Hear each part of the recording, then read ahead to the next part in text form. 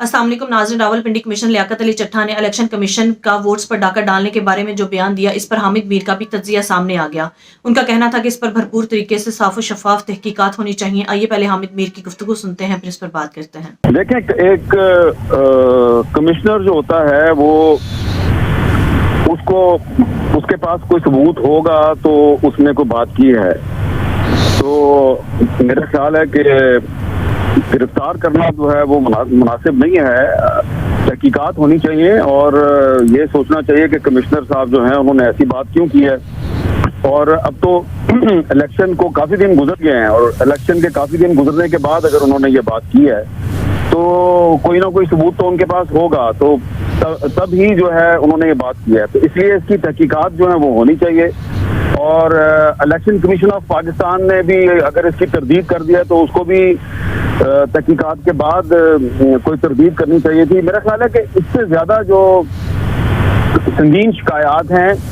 वो बलूचिस्तान में हैं और वहाँ से भी बहुत से जो कैंडिडेट्स हैं उन्होंने इलेक्शन कमीशन से रब्ता किया है। और मेरी इतला के मुताबिक ये सिर्फ एक कमिश्नर रावलपिंडी नहीं है बल्कि कुछ और भी जो सरकारी अफसरान हैं जिन्होंने आरओ और प्रिजाइडिंग ऑफिसर्स के फराइज सर अंजाम दिए, उन्होंने भी लिख कर इलेक्शन कमीशन को शिकायत की हैं। तो ये सिर्फ मुझे लगता है ये है कि अभी बारिश का पहला कतरा है, अभी थोड़ी सी मजीद बारिश होगी। देखिए ना, यही इसीलिए मैं कह रहा हूँ कि उन्होंने काफ़ी दिन के बाद ये काम किया है और इसमें अगर वो खुद कह रहे हैं कि मैंने जो काम किया है वो मुझे ज़ेब नहीं देता तो उस वक्त उनको नहीं करना चाहिए था। लेकिन अब अगर उन्होंने ये एतराफ़ जुर्म कर लिया है तो फिर इसमें उनको नाम कुछ और लोगों के भी बताने चाहिए जिनके कहने पे या जिनके दबाव पे ये सारा कुछ हुआ। लेकिन ये बात जो है उनकी नज़रअंदाज नहीं की जा सकती कि अगर वो कह रहे हैं कि मैंने जो किया है वो मुझे नहीं करना चाहिए था, तो उनको कुछ उन्होंने सिर्फ कमिश्नर का नाम लिया है तो उनको ये भी बताना चाहिए कि उन्होंने कब कहाँ पे किसके कहने पे क्या किया। सबूत तो उनके पास कुछ हैं, ये तो मुझे भी पता है कि उनके पास कुछ सबूत हैं, तो अगर उसकी इंक्वायरी होगी तो सबूत सामने आ जाएंगे। और मेरा ख्याल है कि इलेक्शन कमीशन ऑफ पाकिस्तान को भी बगैर तहकीकात के इल्ज़ामात को मुस्तरद नहीं करना चाहिए, तहकीकात जरूर करवानी चाहिए। जब रिजल्ट आ रहे थे तो उस वक्त ये कहा जा रहा था जी कि ये जो नॉर्थ पंजाब का इलाका है, रावलपिंडी डिवीजन है, यहाँ पर ट्रेंड और है और बाकी जगहों पे ट्रेंड और है। तो लेकिन उस वक्त भी बात बड़ी वाज़ेह थी। यहाँ पे देखें ना, इस्लामाबाद में भी जो सूरत हाल है वो ये है कि कम से कम जो 2 हलके हैं वहाँ पे सिर्फ एक उम्मीदवार ने रिजल्ट को चैलेंज नहीं किया, बल्कि NA46 में और NA47 में जमात इस्लामी के जो उम्मीदवार हैं उन्होंने भी रिजल्ट को चैलेंज किया है। और जो फॉर्म 45 हैं, मुस्तफा नवाज खोखर साहब भी फॉर्म 45 के मुताबिक बता रहे हैं कि जो उनके हलके में आज़ाद उम्मीदवार था जिसका ताल्लुक PTI से था वो जीत गया। उसी हलके में जो जमात इस्लामी का उम्मीदवार है वो भी यही बात बता रहा है, उसके पास भी फॉर्म 45 है। इसी तरह NA46 जो है वहाँ पर भी यही सूरत हाल है। तो ये जो धांधली है वो उसका इल्ज़ाम सिर्फ एक पार्टी नहीं लगा रही बल्कि जो पार्टियां इलेक्शन हार गई हैं वो भी लगा रही हैं। और यही सूरत हाल रावलपिंडी में भी है। और इसके अलावा आगे अगर आप जाएं रावलपिंडी से तो जो अटक का इलाका है वहाँ पर भी यही सूरत हाल है। तो जो कमिश्नर रावलपिंडी हैं उनके पास कुछ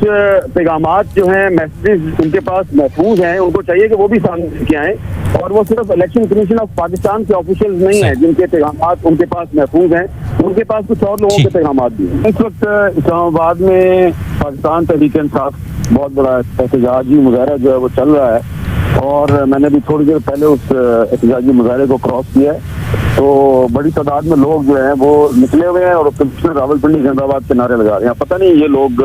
डी चौक तक पहुंच पाएंगे या नहीं पहुंच पाएंगे। एक जुलूस जो है वो डी रोड की तरफ से आ रहा है, एक जुलूस जो है वो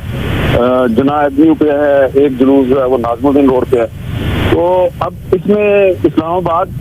में भी जो सूरत हाल है वो काफ़ी मुझे टेंस नज़र आ रही है। यहाँ पे देखें, जो इलेक्शन कमीशन ऑफ पाकिस्तान ने तमाम इल्ज़ामात को मुस्तरद किया है, एक सवाल पैदा होता है कि इलेक्शन कमीशन ऑफ पाकिस्तान ने इलेक्शन से काफ़ी दिन पहले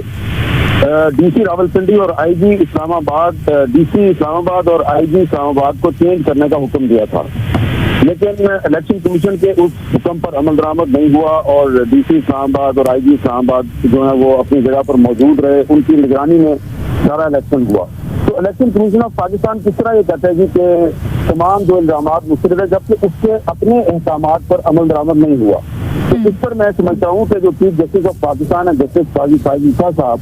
ان کو اس صورتحال کا نوٹس لینا چاہیے کہ اگر ایک کمشنر جو ہے پاکستان کے ایک اہم شہر کا، اس نے ایک الزام لگا دیا ہے اور خود الیکشن کمیشن آف پاکستان نے الیکشن سے پہلے جو احکامات جاری کیے تھے ان پر بھی عمل درآمد نہیں ہوا، تو اس میں جو ہماری عدلیہ ہے اس کا کردار بہت اہم ہو جاتا ہے۔ اور یہ جو راولپنڈی کے جن حلقوں کا ذکر کیا کمشنر راولپنڈی نے، وہاں پر اب یا تو ایک تحقیقات ہونی چاہیے، یا تو پھر ری پولنگ کروائیں، یا پھر جو فارم 45 ہے اس کے مطابق جو نتائج ہیں، جو آروز ہوتے ہیں نا، آروز، وہ آروز جو ہیں وہ کمشنر راولپنڈی ہی سے ساری ہدایات دیتے ہیں۔ اور جیسا کہ میں نے آپ کو پہلے بتایا ہے کہ الیکشن کمیشن آف پاکستان جو ہے اس نے الیکشن سے کچھ عرصہ پہلے جو ہیں وہ تمام جو پنجاب ہے اور تمام جو پاکستان کے اہم شہر ہیں وہاں کی جو سول انتظامیہ تھی اس کو تبدیل کیا تھا۔ تو اس لیے تبدیل کرتے ہیں کہ سول انتظامیہ جو ہے وہ اثر انداز ہوتی ہے۔ تو لیکن جو اسلام آباد میں جو کمشنر تھے، چیف کمشنر کو تو تبدیل کیا گیا، لیکن ڈی سی اسلام آباد کو چینج نہیں کیا گیا اور آئی جی کو چینج نہیں کیا گیا۔ اور تو یہ کیوں الیکشن کمیشن نے یہ حکم کیوں دیا تھا اور پھر اس کا حکم جو ہے اس کو کیوں تسلیم نہیں کیا گیا، یہ اس چیز کا ثبوت ہے کہ جو کمشنر راولپنڈی ہے ان کے پاس ان کا جو موبائل فون ہے، ان کے پاس 2 موبائل فون ہے، تو ان 2 موبائل فونوں کا فورینسک اگر ہو جائے تو دودھ کا دودھ اور پانی کا پانی ہو۔ اب یہ جو معاملہ ہے یہ بڑی سنگین نوعیت کا ہے، تو اس میں چیف جسٹس آف پاکستان جو ہے ان کو اس کا نوٹس لینا چاہیے، کیونکہ میں نے پہلے بھی عرض کیا تھا کہ الیکشن کو کافی دن گزر چکے، تو 8 فروری کو اگر یہ سارا کچھ ہوا، چلیں اگر کمشنر صاحب جو ہیں انہوں نے آر اوز کو 9 فروری کو نتائج بدلنے کے لیے کہا ہوگا یا 10 فروری کو بھی کہا ہوگا، تو آج اس کے باوجود کافی دن گزرنے کے بعد انہوں نے پریس کانفرنس آج کی ہے۔ تو میں نے پہلے بھی یہ کہا ہے کہ کمشنر راولپنڈی کے 2 فون نمبر جو ہیں ان کا تو مجھے پتا ہے، تو ان کے پاس 2 سیٹ ہیں، وہ اگر سیٹ جو ہیں وہ جوڈیشری اپنے قبضے میں لے لے اور ان کا فورینسک کرا لے تو سارا پتہ چلے گا کہ یہ کمشنر صاحب جو ہیں انہوں نے آج یہ پریس کانفرنس کیوں کی ہے اور یہ پہلے کیوں خاموش رہے ہیں۔ تو انہوں نے صرف 2 نام لیے ہیں، لیکن جو ان کے موبائل فون میں کچھ لوگوں کے ساتھ جن کے ساتھ ان کی کمیونیکیشن تھی پچھلے 5-6 دن میں، وہ اور لوگ بھی ہیں، تو ان کا بھی پتہ چل جائے گا۔ تو اس میں یہ بات درست ہے کہ یہ اس وقت پورا جو پاکستان ہے صرف وہ اس صورتحال پہ کنسرن نہیں ہے، بلکہ پوری دنیا جو ہے وہ اس وقت یہ صورتحال کو دیکھ رہی ہے۔ تو یہ اس وقت chief justice of Pakistan justice قاضی فائز کی ذمہ داری ہے، کیونکہ یہ جو 8 فروری کو الیکشن ہوا ہے، اس الیکشن کے انعقاد میں ان کا بڑا اہم کردار ہے، اور اگر الیکشن ہو گیا تو